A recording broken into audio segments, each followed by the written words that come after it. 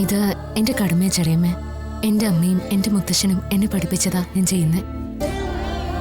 എന്നെ സ്നേഹിക്കുന്നവർ എപ്പോഴും സന്തോഷമായിട്ടിരിക്കണം. അത് മാത്രമേ എനിക്ക് പ്രാർത്ഥനയുള്ളൂ. മതി മതി, രണ്ടാളും സംസാരിച്ച മതി. ബാക്കിയുള്ളവരോട് നിൽക്കാൻ തുടങ്ങിയിട്ട് കുറെ നേരമായി.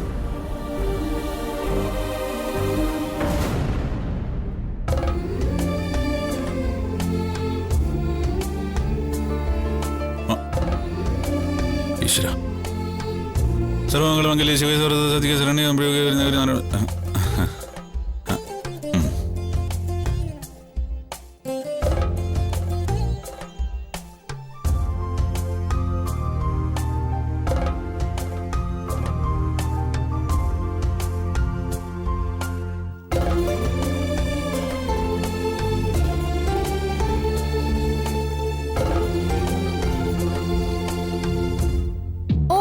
എന്താ പാർവതി, എന്റെ അടുത്തേക്കൊന്നും ആരുതയായിട്ട് വരത്തില്ലേ?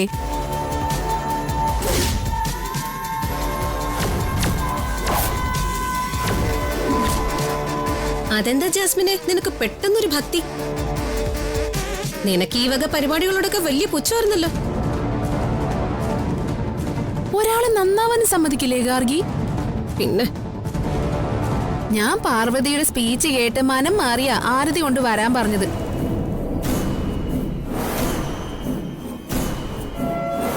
അവളെപ്പോലെ നല്ല കുട്ടിയാവാനാ ഇന്നു മുതൽ എന്റെ ശ്രമം. എന്നാ നീ ഇങ്ങോട്ട് വാ. എന്തിനാ അവിടെ നിന്ന് വിളിക്കുന്നത്?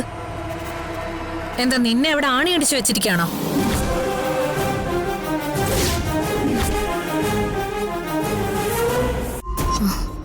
നല്ലൊരു ദിവസമായിട്ട് നിങ്ങൾ തമ്മിൽ ഇങ്ങനെ വാക്ക് തർക്കം വേണ്ട.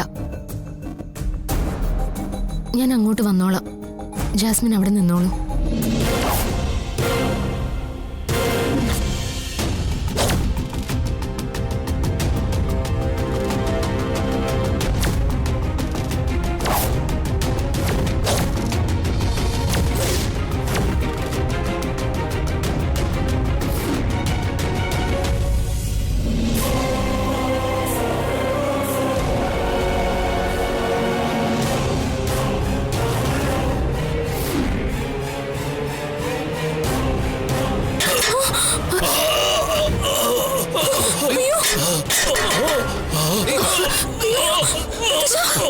അയ്യോ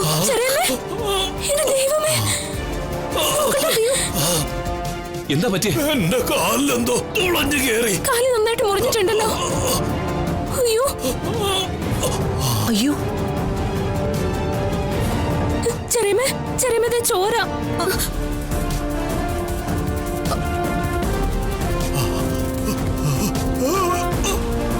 ഇയാളെന്തിനാ ഇങ്ങോട്ട് വലിഞ്ഞേറി വന്നേ? പാർവതി എന്റെ അടുത്തേക്കല്ലേ വന്നേ? നിങ്ങളുടെ അടുത്തേക്ക് വരുമായിരുന്നല്ലോ. ലക്കും ലഗാനില്ലാതെ വലിഞ്ഞേറി വന്നോളും. ഞാൻ മനഃപൂർവ്വം വന്നതല്ല. പാർവതിയെ ബുദ്ധിമുട്ടിക്കണ്ടെന്ന് കരുതിയ ഞാൻ ഇങ്ങോട്ട് വന്നത്. അതിപ്പോ രക്ഷയായില്ലേ?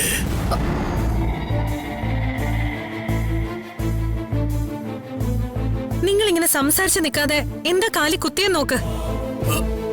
ബ്ലഡ് പോകുന്ന കണ്ടില്ലേ? ഞാൻ പിടിക്കാം. പതുക്കെ പതുക്കെ സൂക്ഷിച്ച് ഇരിക്കണം.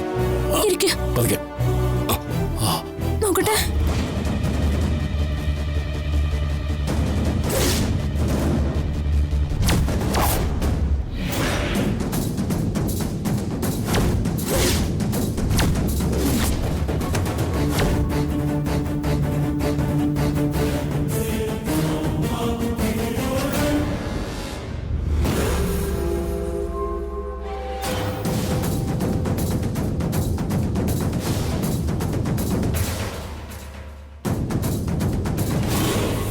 ഇതള്ളാണല്ലോ. ഈ പഴഞ്ചൻ പരിപാടി ആരാ ഇവിടെ ചെയ്തേ?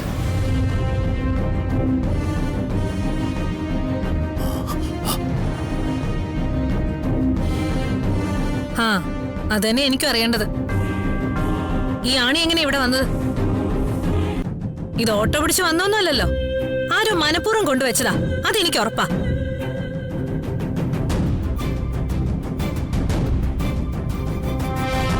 കാർപ്പറ്റിനടിയിൽ ഇത് സുഖവാസത്തിന് വന്നല്ലെന്നറിയാലോ. സംശയിക്കാൻ ഒന്നുമില്ല, ഇതിന്റെ പിന്നിൽ പ്രതാപനങ്ങൾ തന്നെയാ. ഞാനോ?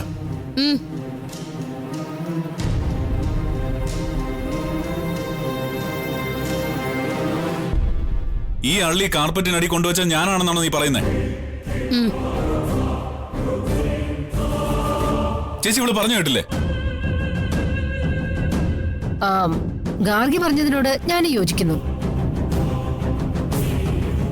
സുശീലേ, ഈ പഴഞ്ചൻ ട്രിക്കൊക്കെ പ്രതാപം മാത്രമേ ചെയ്യൂ.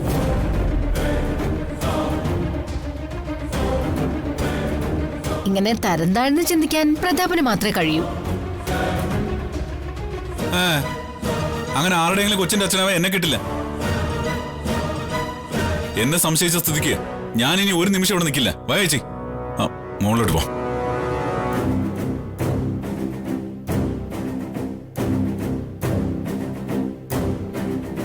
ഒരു തെളിവുമില്ലാതെ ആരെയും സംശയിക്കേണ്ട കാര്യമില്ല. പെയിനുണ്ടോ? ഏതായാലും ഒരു TT എടുക്കണം. നമുക്ക് ഹോസ്പിറ്റലിൽ പോവാം. ഒന്നും വേണ്ട, ഇതിനൊക്കെയുള്ള മരുന്ന് എന്റെ കയ്യിലുണ്ട്. എല്ലാത്തിനും നന്ദിയുണ്ട്. അല്ലെങ്കിൽ ഈ ആണി എന്റെ പാർവതിയുടെ കാലിൽ കയറേണ്ടതായിരുന്നു. ഒതിയന്നൂരമ്മ രക്ഷിച്ചു എന്ന് കരുതിയാ മതി. പതുക്കെ.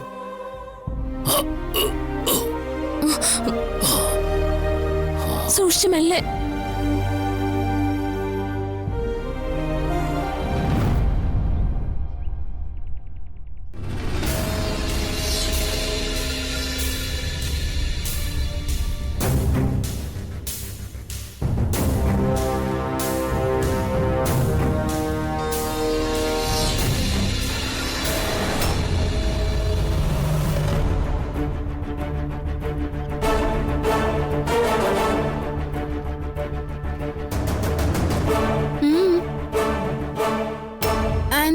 ഇങ്ങനെ തറപ്പിച്ച് നോക്കുന്നത്?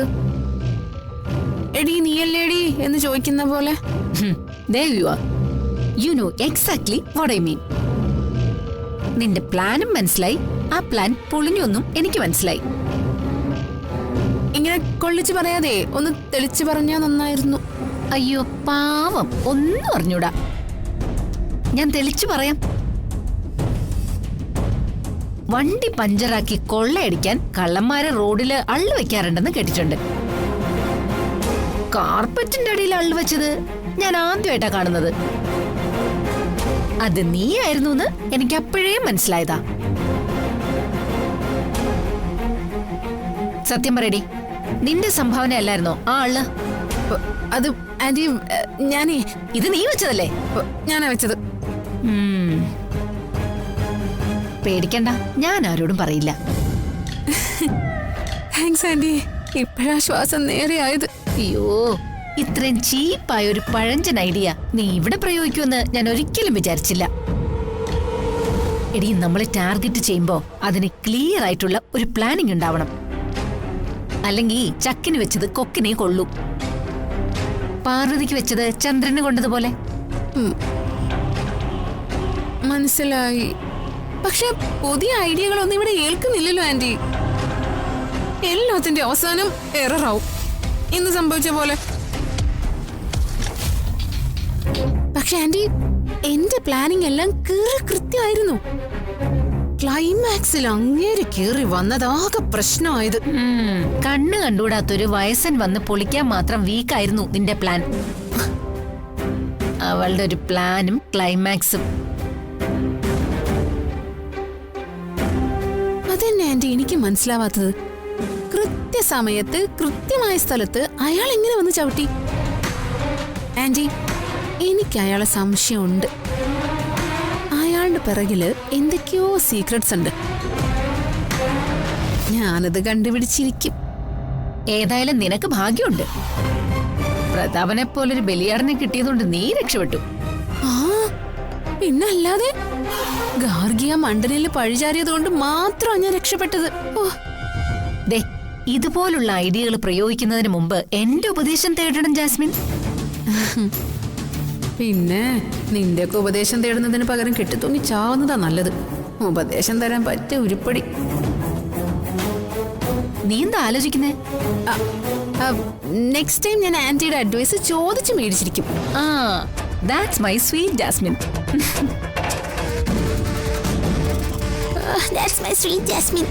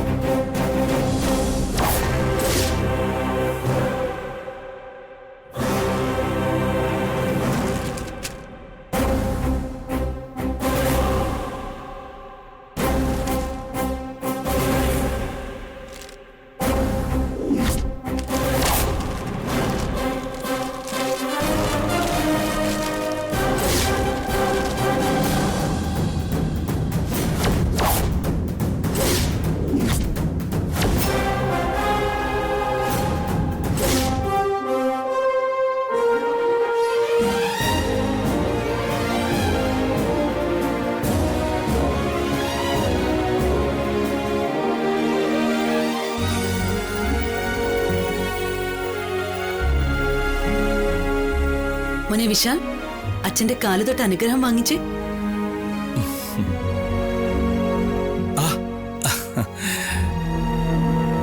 Many, many happy returns of the day, my boy.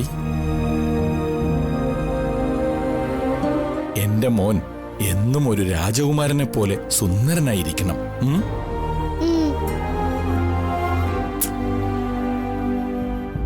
ഈ വർഷത്തെ മോന്റെ ജന്മദിനത്തിന് അലങ്കാരമോ ആഘോഷങ്ങളോ ഒന്നുമില്ല. അതെന്തുകൊണ്ടാണെന്നറിയോ മോന്? അമ്മ മരിച്ചിട്ട് അധിക ദിവസം ആയില്ല, അതുകൊണ്ടാ. മോനെ ആ വിശാൽ, ഇങ്ങോട്ട് വന്നേ.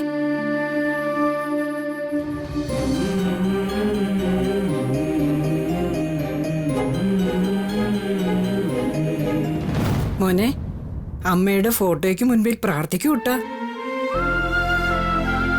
ഇന്നും മോന്റെ പിറന്നാളല്ലേ, അമ്മയുടെ ആശീർവാദം വാങ്ങിക്ക്.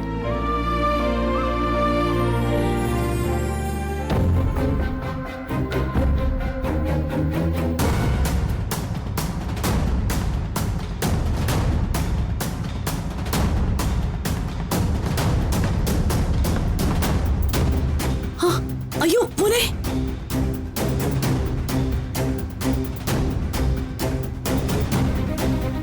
എന്താ മോനെ നീ കാണിച്ചത്? അമ്മയുടെ ഫോട്ടോയ്ക്ക് മുൻപിൽ നമസ്കരിക്കാനല്ലേ അച്ഛമ്മ പറഞ്ഞത്? പിറന്നാൾ ദിവസമായിട്ട് നീ എന്തിനാ പ്രഭാവതിയുടെ കാല് തൊട്ട് വന്നിച്ചത്? ആ ഫോട്ടോയിലിരിക്കുന്നവരല്ല എന്റെ അമ്മ. ഇതാണ് എന്റെ അമ്മ. അയ്യോ, I hate her. വിശാൽ, നീ എന്താ ഈ പറയുന്നത്? നിനക്കെന്താടാ ഭ്രാന്ത് പിടിച്ചോ? അമ്മേ, അവൻ പറഞ്ഞത് കേട്ടില്ലേ? സർ ടെൻഷൻ ആവല്ലേ. വിശാൽ കൊച്ചുകുട്ടിയല്ലേ, ഞാൻ പറഞ്ഞു മനസ്സിലാക്കാം. ഞാൻ പറഞ്ഞ അവൻ കേൾക്കും സർ. മോനെ വിശാൽ, ഇങ്ങനെയൊന്നും പറയാൻ പാടില്ല. ദേ, അതാണ് മോന്റെ അമ്മ. ഞാൻ മോന്റെ വളർത്തമ്മയാ. എന്റെ കാലിലല്ല മോൻ വണങ്ങേണ്ടത്, മോന്റെ അമ്മയുടെ ആശീർവാദമാ വാങ്ങേണ്ടത്. ചെല്ലു മോനെ, മോൻ പോയി അമ്മയുടെ ആശീർവാദം വാങ്ങ. എന്നെ പറഞ്ഞു പറ്റിക്കുന്നവരോട് ഞാൻ ഒരിക്കലും പൊറുക്കില്ല. എന്റെ അമ്മ എന്നെ പറഞ്ഞു പറ്റിച്ചു. വൈകിട്ട് വരാന്ന് പറഞ്ഞു പോയ അമ്മ പിന്നെ വന്നിട്ടില്ല. ഒരു ഫോൺ പോലും ചെയ്തിട്ടില്ല. അങ്ങനെയുള്ള അമ്മയുടെ ആശീർവാദം എനിക്ക് വേണ്ട. മോനെ, എനിക്ക് ഈ അമ്മയുടെ അനുഗ്രഹം മാത്രം മതി. ഇതാ എന്റെ അമ്മ.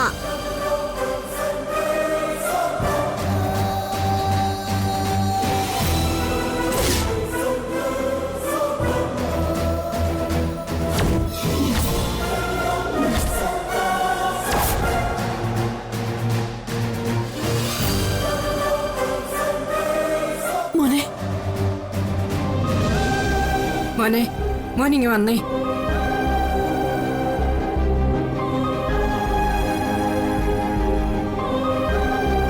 അച്ഛമ്മ മോൻ എന്താ ഉണ്ടാക്കി വെച്ചതെന്ന് നോക്കിക്കേ.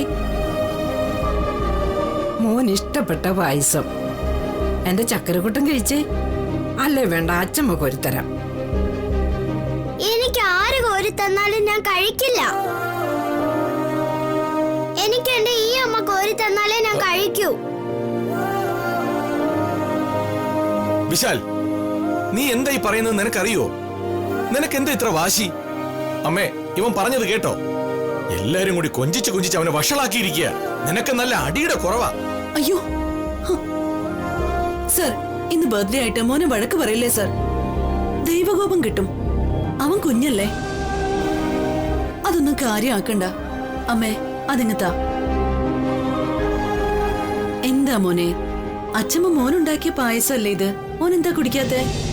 ദേ, അച്ഛമ്മ മോന് വേണ്ടി എന്തുമാത്രം കഷ്ടപ്പെട്ടുണ്ടാക്കിയതാ. മോന് ഞാൻ കോരിത്തരട്ടെ?